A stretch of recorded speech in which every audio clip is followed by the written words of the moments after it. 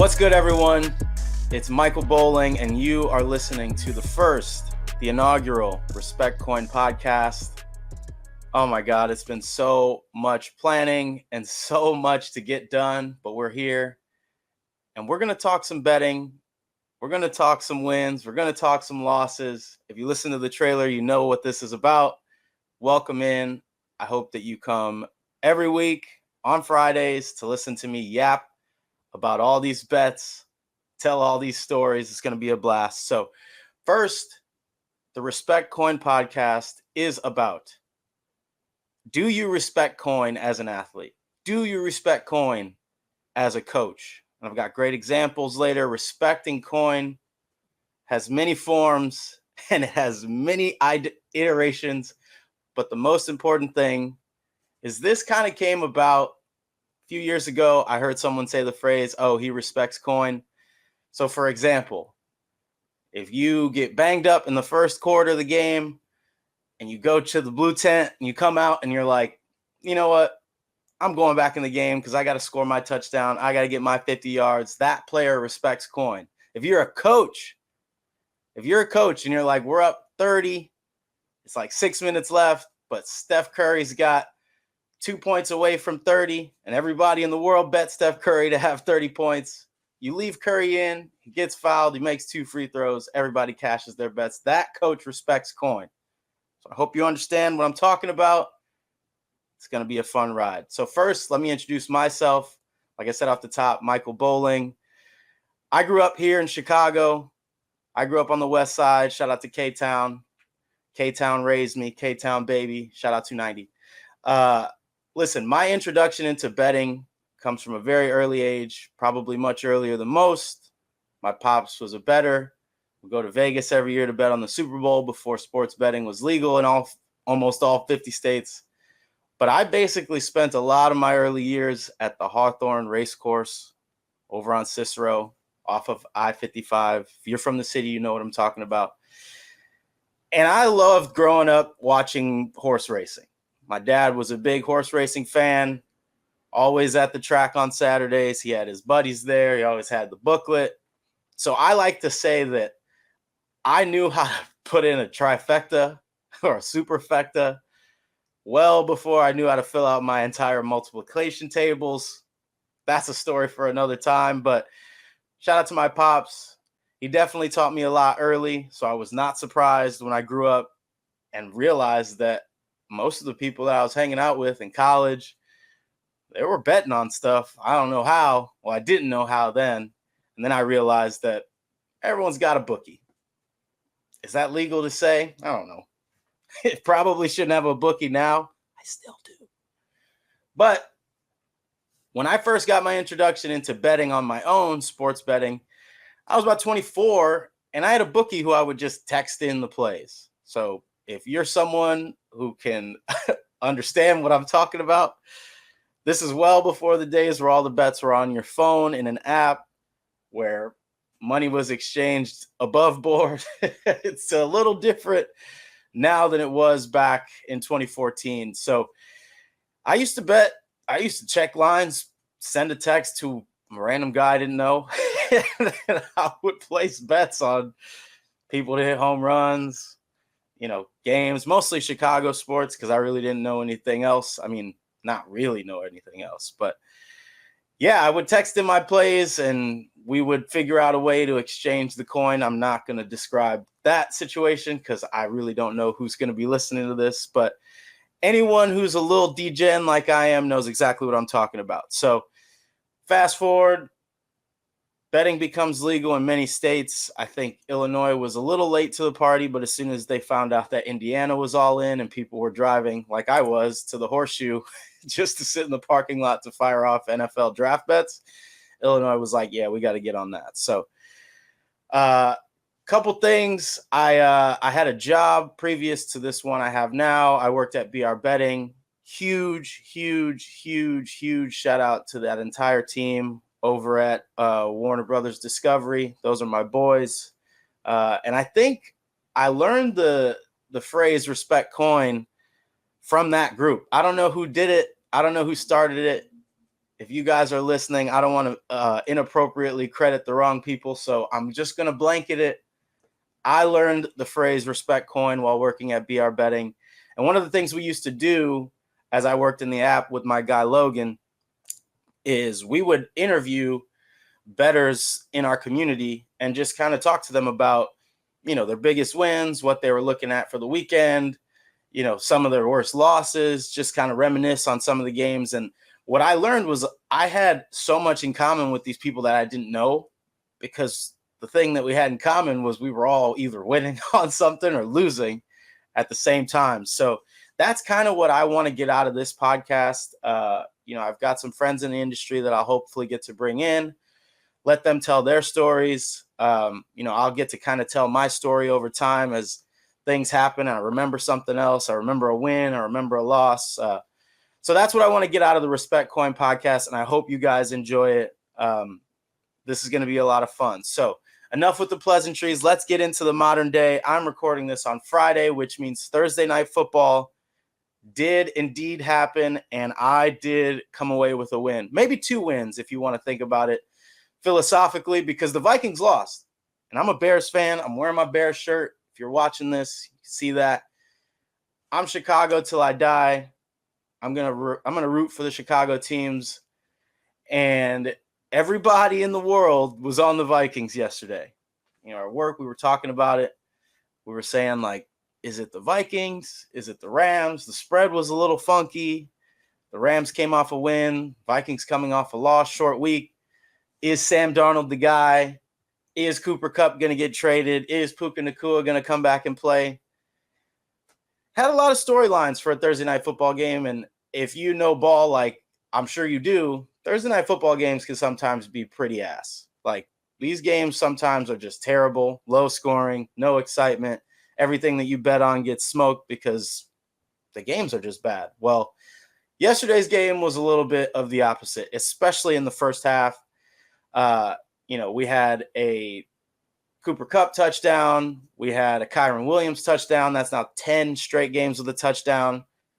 Sneaky shout out to Kyron Williams. I think he respects coin low key, because scoring 10 touchdowns in 10 straight games, you could almost automatically throw in that Kyron Williams anytime touchdown to your parlay. And of course, now that I've said it out loud, it's not going to hit. But the Vikings lose. That helps our Chicago Bears here in Chicago. But for me, I got to give some love to my boy Quan. He sent me a parlay last night, and it cashed. So I'm taking a look here. It was 11-1. It was Rams plus 3.5. Kyron Williams anytime touchdown. Matthew Stafford over 225 passing yards.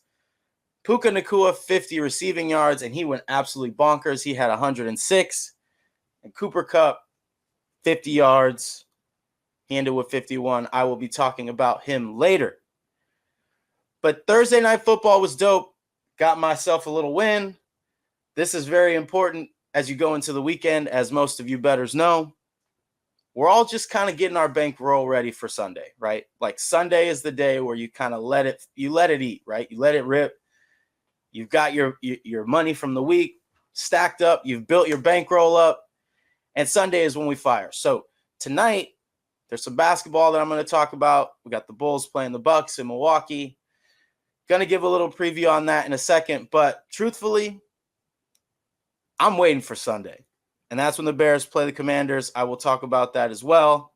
And then I'm going to get into who does not respect coin and our coin respecter of the week. So first, let's dig in on a little Bulls basketball.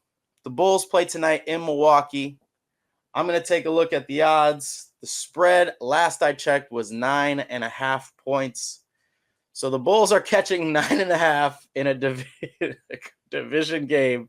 I'm laughing because I just don't know about this Bulls team. It's too early to tell.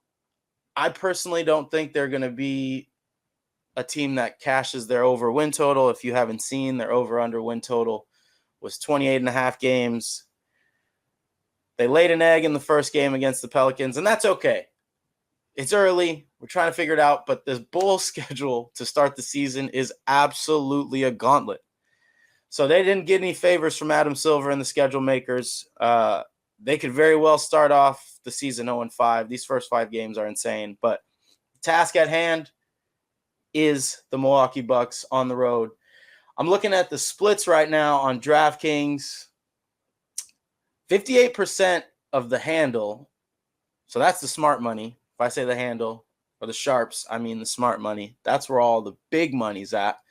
58% is actually on the Bulls at plus 9.5. Now, you might be asking yourself, why do you think that they're going to lose or they're not going to cover? But the smart money feels like it's on the Bulls. This is very important because 75% of the public, that means people like you and I who are probably betting 10, 15, 20 bucks, all those bets are on the Bucks. So the public is all over the Bucks, 74%. The sharps, almost 60%, like the Bulls to cover. That could be because the Bulls didn't really give up in that last game. They didn't cover last game. Obviously, they kind of got blown out by the Pels. But you got to factor in here, if the Bucks are up by 35 or 25, something like that, late in the third, early in the fourth, Doc Rivers might take these guys out for the Bucks. So there is a chance that the Bulls will cover. I'm not necessarily as confident in that. The over-under set at 234.5. Sharp money is on the over.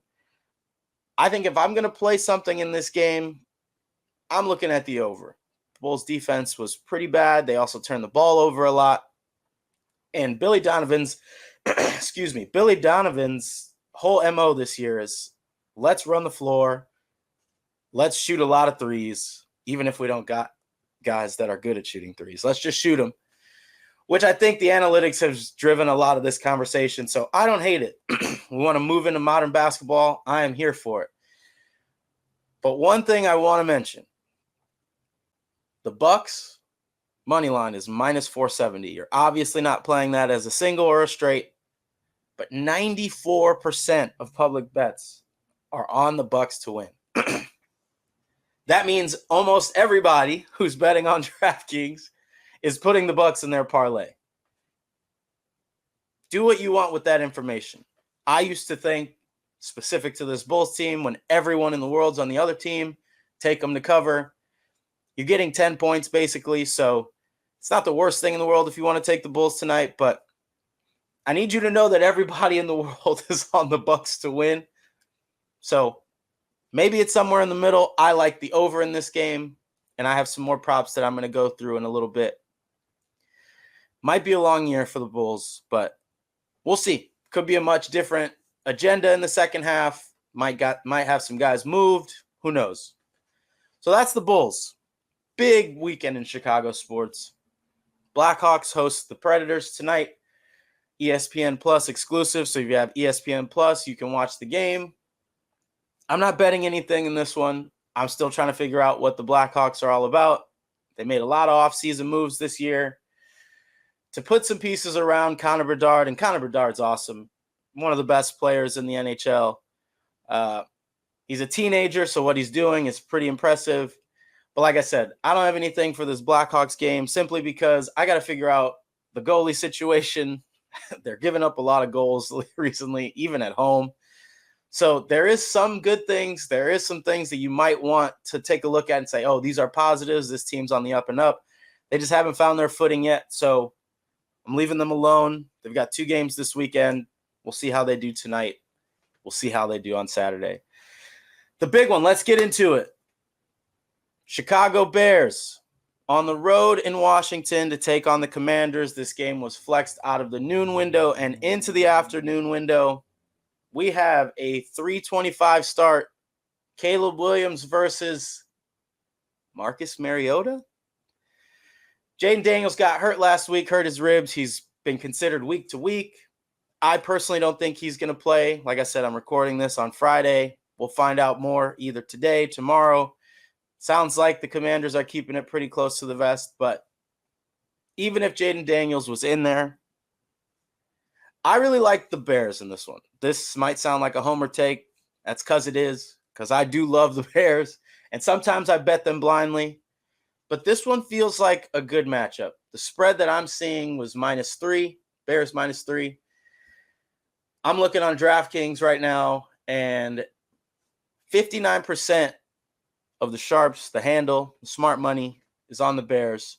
We're still waiting on the injury information, so this line could very well change by the time you listen to this. And I think that the public split.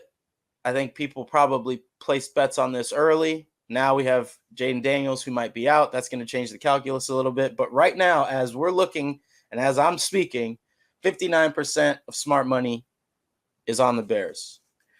Usually, a team that's just +3, that's kind of like a pick 'em. But the Commanders are at home, and they're +3 at home. The quarterback situation is obviously paramount, but even though I think the Bears are going to win this game, even if Jaden Daniels doesn't play, I do believe that this game is going to be pretty close. And here's some personal reasons why, but also some of the numbers. The Bears have a really tremendous defense. I don't know if I can call them elite yet, but they're almost there. The trouble is the Bears are banged up in the secondary. Jaquan Brisker didn't practice on Thursday. Tyreek Stevenson limited. Kyler Gordon didn't practice. Those are key pieces to that secondary. And I don't know if anyone who's listening has been watching the Commanders, but their offense has been humming.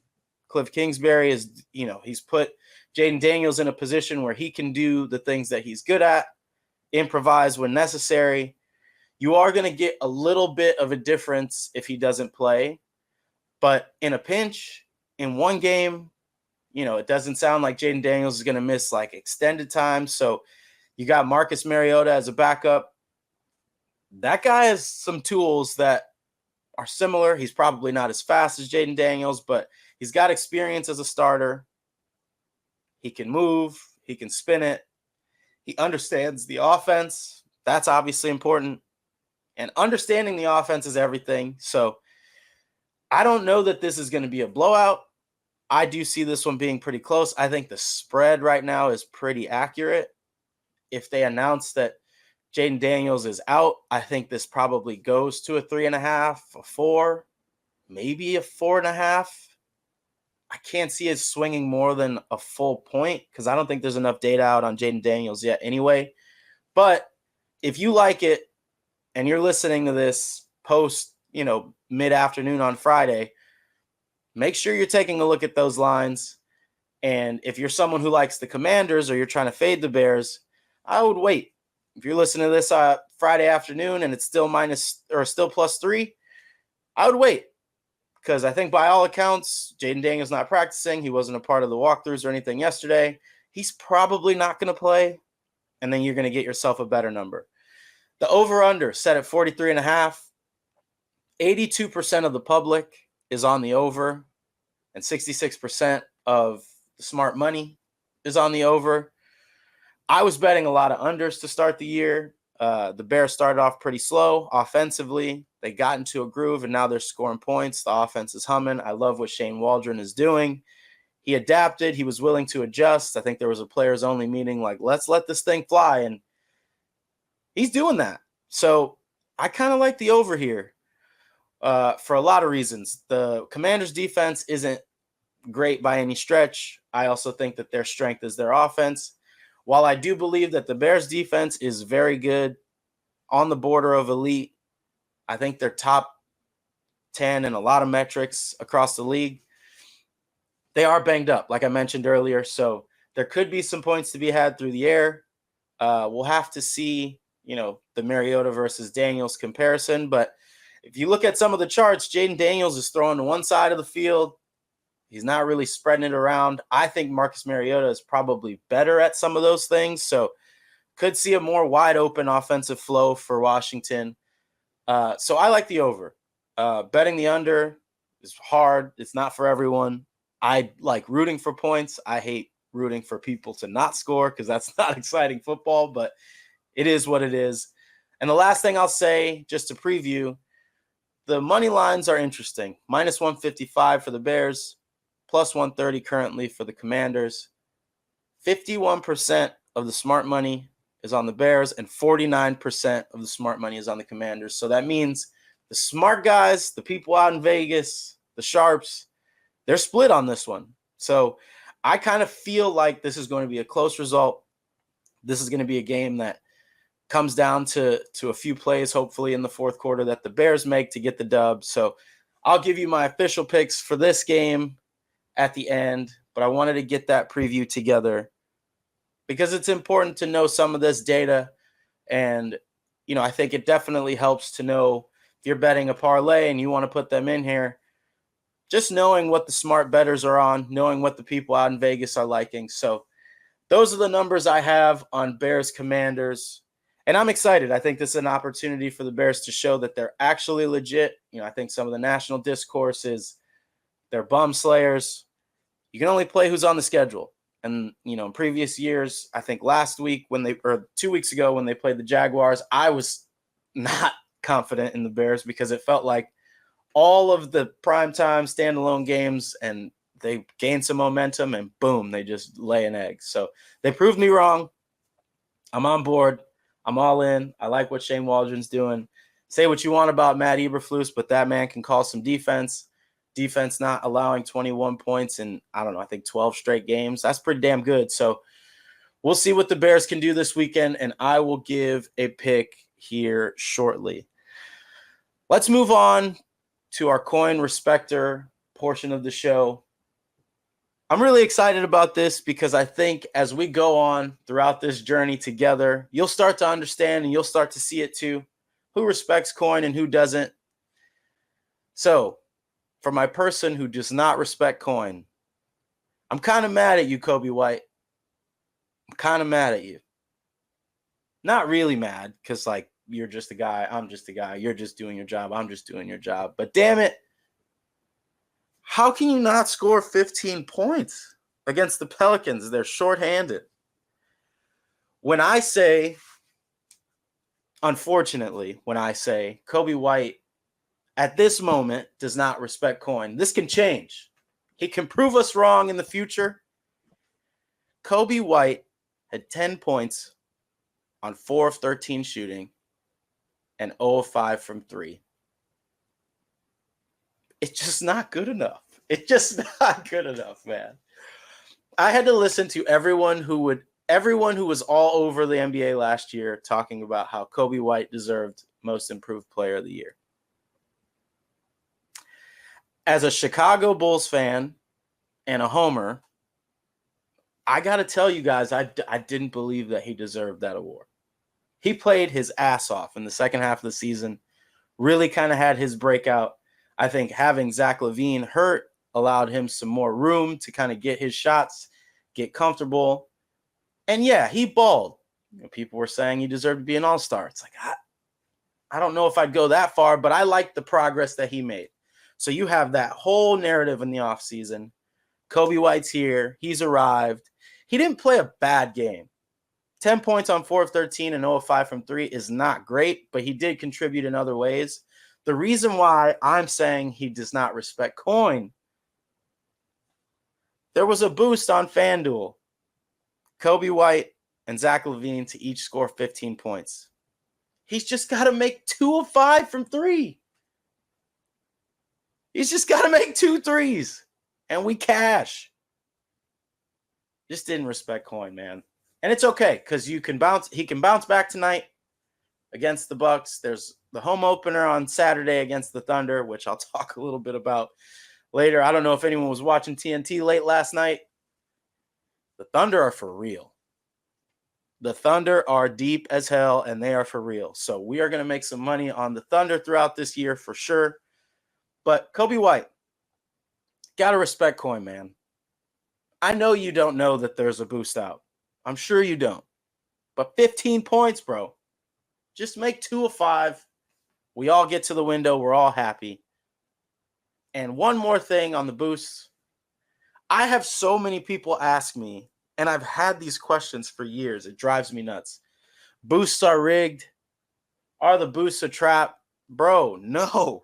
No, they're not. If you think boosts are a trap, anytime you see a boost, I want you to go and look at the original odds. And if you would bet that prop at those odds, then you cannot argue that the boost is a trap. I can't remember what it was for the opener, but I think both of them to score 15 points was like minus 140. That means you bet $140 to win 100. Like, if you would take that bet at minus 140 and the boost says you're going to get it at plus 120, where's the trap in that? And a lot of people just don't bet them at all because they think they're traps. They really aren't. I worked at BR Betting, and we would build these ourselves. We would look at storylines. We would look at the numbers. We would figure out what was fair. And then the books would offer it. It's not like they got a laboratory of people like, let's scheme up this play and make it seem real fun. Like, no, it's gambling. Same people that think all the boosts are traps are the same people that want their bets voided when people get hurt. Like, stop. This is sports betting. Like, when the sports books give you a void, you literally like tip your hat and you say thanks. They're not going to void stuff all the time because that's just not how it works. So anyway, that's my tangent. Kobe White, please respect some coin this weekend. I'm not out on it. I do think he's a great player. I think he's ascending. I think he can be a guy who makes a difference for this roster. You got to make 2 threes, bro. You know, shoot 5, make 2 of them. It's 40%. It's probably much better than average, but when you look at his numbers throughout his years, he can make 2 threes. So we'll get back to that later as well. For this week's, the inaugural Coin Respector. I'm so excited. I told you guys about the parlay, right? Cooper Kupp, I think, needed 8 yards to get to 50 to cash this parlay. The Rams already had the lead. They were trying to run the clock out. Vikings out of timeouts. Cooper Kupp watched Puka Nacua go berserk. He had over 100 yards receiving, I think 6 or 7 catches. And you're starting to see why the Rams could be potentially dangerous, because when they're all healthy, that offense is nasty. So let's get back to the final play. We needed a miracle. They could have easily just ran the ball with Kyron Williams, who had over 100 all-purpose yards. But when you are in these situations, you go to your best guys. And Matthew Stafford's guy is Cooper Kupp. So not only did he catch a pass on that last play, it was 3rd and 12. He needed 12 yards to ice the game. It was like 2 minutes left, under 2 minutes. There's really no way, unless something catastrophic happened, that the Rams were going to fumble this one.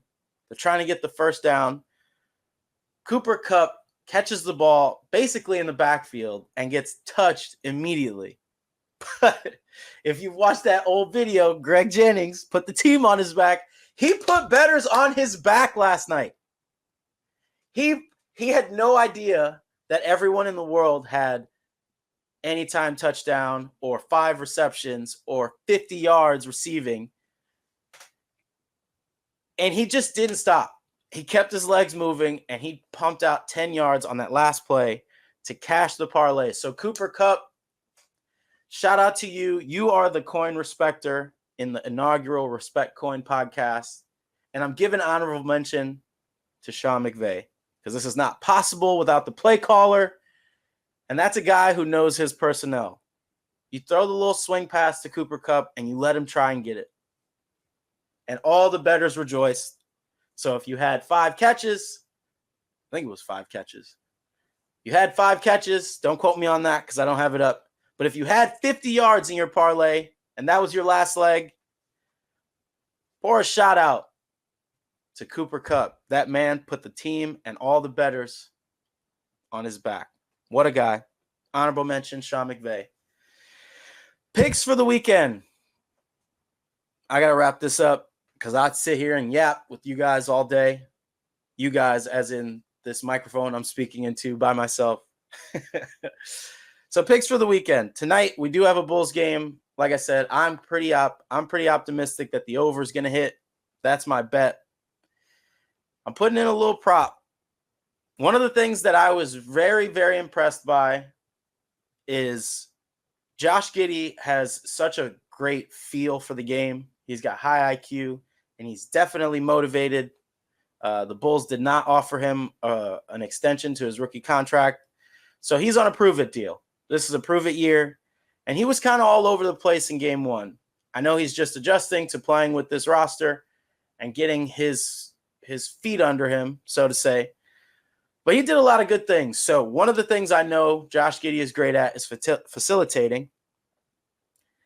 And I'm going to make a little quick parlay. So I went over to FanDuel. I put Giddey 4 assists. He could very well cash this in the first half. Giddey 4 assists. And I'm putting my hard-earned coin on Coby White once more. He did not respect coin in the opener. And I know he's not going to listen to this. But I do believe in bounce backs. He's not going to shoot 0 of 5 from 3 again. So Coby to make 2 threes. It's just 2. If you shoot 5 to 7, there should be no excuse.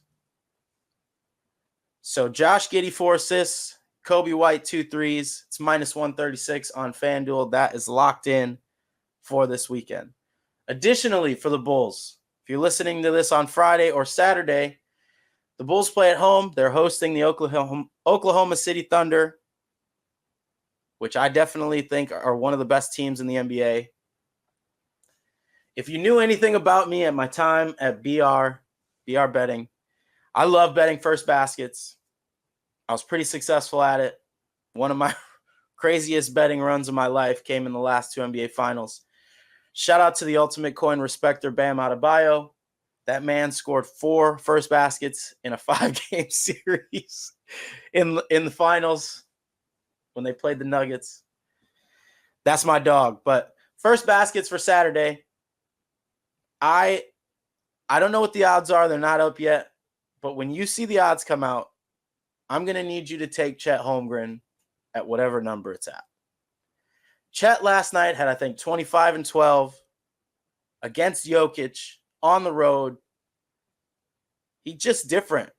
I think a lot of the talk from that draft is Wemby is the guy.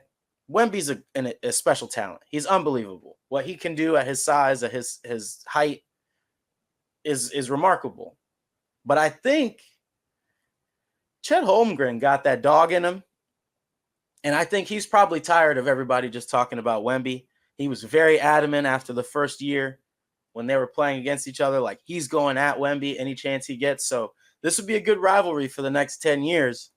But Chet Holmgren is the real deal. He beefed up a little bit, added some weight, and he looked awesome last night. So when you see Chet Holmgren's first basket props for Saturday, please take it. Please take it. It would be just like walking to the ATM to take money out. And on the other side, because I like to bet both sides, I don't think that Chet is going to lose the tip. So I think the Thunder are going to have the first chance to score. We like Chet. On the other side, I like Vooch. Here's why. Over the last handful of years, Billy Donovan has made an effort to get Vooch involved early. If Vooch gets involved early, he starts knocking down jumpers. He starts making some floaters. He knocks down a 3. This team's options open up tremendously because then you have to respect the fact that Vooch can step in. He can step out. So I like Chet and Vooch first basket plays for Saturday. Be on the lookout for those odds when they come out. They should be out shortly after tonight's game against the Bucks. For the Bears, this is a big, big game for Caleb Williams. I'm a narrative guy. When I played, if I was playing against friends of mine, people I knew, I always wanted to go harder. I think a lot of athletes can relate to that, whether you played in the bigs or you played in the NBA or you play rec league softball against your buddies. Like when you play against your friends, when you go to a certain field, you just have like that different aura to you. Caleb Williams is from DC. He grew up rooting for the Redskins, now the Commanders.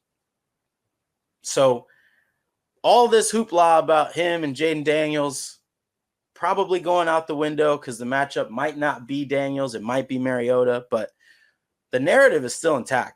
Caleb Williams is going to have a lot of family members in the stands. He's going back to a place he's very familiar. His old coach is on the other side of the field.